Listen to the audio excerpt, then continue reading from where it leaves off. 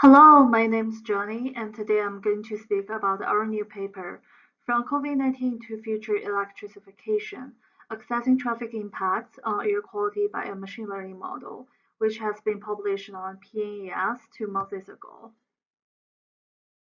I want to acknowledge the supervision from Dr. Yuan Wang and Professor Shaojun Zhang, the collaboration from Yifan Wen, the mentorship from Professor Zhou Pinto, Professor Ye Wu, Professor Jimin Hao, Professor Yak Yong, and Professor Zhang Feinfield. Also, the contribution from all authors. Actually, Elise Pennington will have another presentation related to air quality simulation at CMAS 2, which I would encourage you to have a look at that. So a little bit the motivation behind this research. It has been widely reported that the COVID-19 pandemic led to unprecedented decreases in traffic-related emissions in megacities such as LA.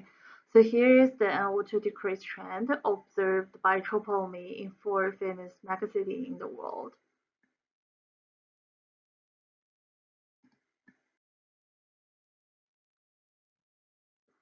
By comparing with the observational data in LA, we could have an initial conception of the anthropogenic effects on air quality. So first, the red panel shows you the weekly traffic pattern in the segmentation of cars versus trucks. As we can see, the traffic flow has reached to the lowest level during early of the April. Because traffic is considered as a major source of the many air pollutants such as NOx, so from the blue panel, we can see the pollutants pattern corresponding well with the traffic pattern. Also, because of the short lifetime of NOx, the COVID-19 induced NO2 reductions can be easily captured by many satellite products such as OMI and Tropolme, which has been reported in lots of ongoing research, as I showed in the previous slide. At the same time, the meteorological factors from the third panel in the local levels, such as air temperature and precipitation, would also strongly regulate the photochemical formation of the ozone and the multi-phase chemistry of the secondary aerosol. As our previous COVID-19 study in China, which has published on Science, showed, the relationship among anthropogenic emission, chemical reaction, and transportation is highly nonlinear and complicated. To traditionally model air quality linked with anthropogenic source emission would be difficult because of the expensive computational cost and complex multi-scale features in physical process.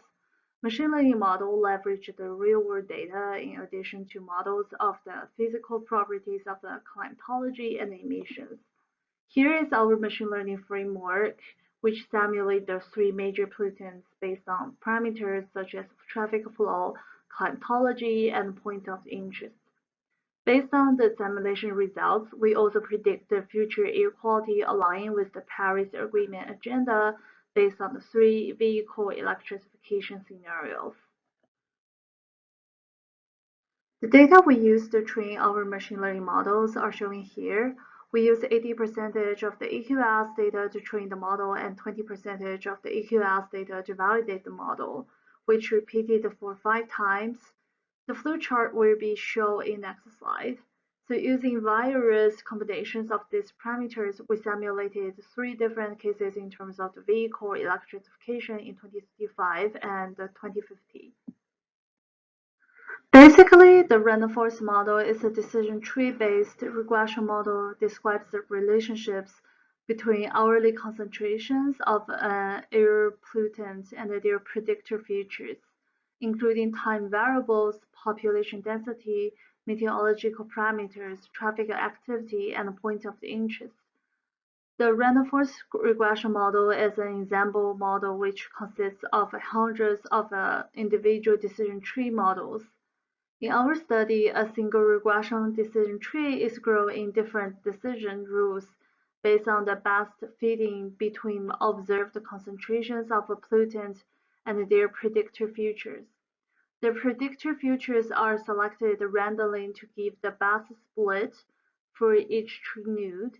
The hourly predicted concentrations of a pollutant are given by the final decision as the outcome of the weighted average of all individual decision trees. Here are the results of the prediction performance by using random forest model, which gives you the contribution of each parameter. Here we have NO2 on the top, on the center we have ozone, and on the bottom we have PM2.5. These are three variables that we compare the pollutions between the observations and our machine learning model predictions. As you can see, the model predicts production profile pretty accurately with a high R square. Here, the random forest model is better than neural network because it is easy to train and the contributor provides an important reference to the future field studies. For example, as we can see that NO2 is majorly dominated by the truck VMT and the climatology such as wind direction, boundary layer height, etc. Ozone is majorly dominated by climatology such as temperature and solar radiation. PM's performance is not comparable with NO2 and ozone because first, the low density of sensors located in LA basin. Second, most PM are formed from the secondary aerosols.